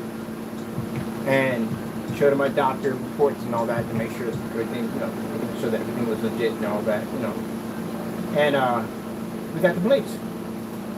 And I remember we moved everything in. The day I moved in, I had an attack that hit me. I ended up in the hospital the day I was moving. I'm thinking, oh my goodness, I'm going to die here. This is where I'm going to die at. I'm literally going to die. That took all my strength, everything I had to move. Everything I had, a couple people helping us to move everything. I was breathing that stuff in as I was disconnecting the air cleaners. And my heart rate went up so high that I ended up at the hospital. And she moved all the rest of the stuff out into the house. So I thought I had to go back. And she moved everything out herself, her and her friend.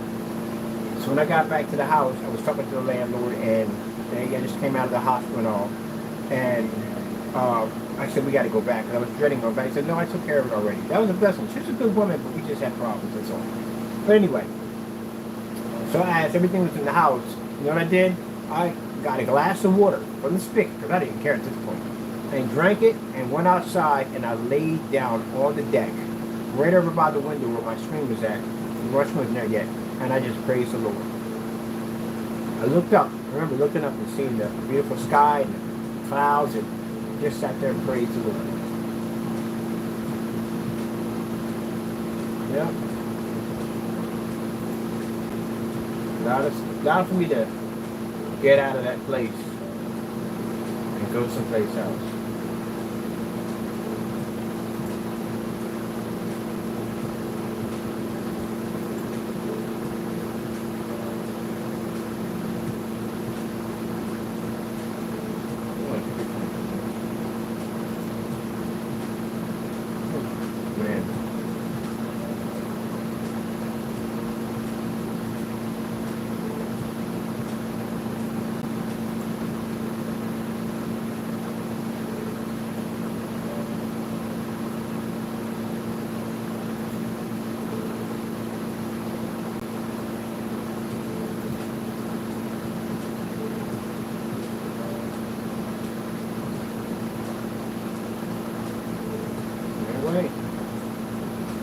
Everything I needed.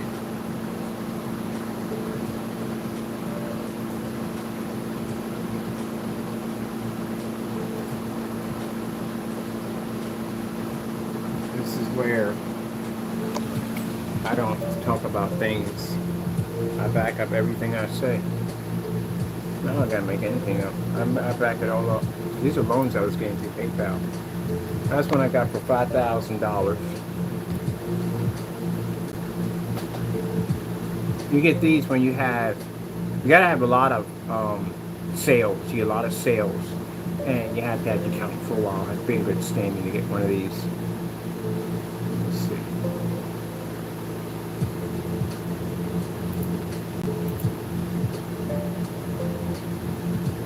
I think that one's gonna come up. That's a long time ago.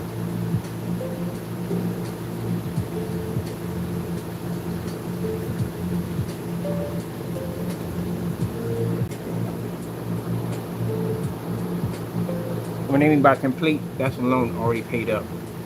So they give you a chance to take out. Like I said, if you had a PayPal coming for a while, you're gonna be eligible for these loans, right?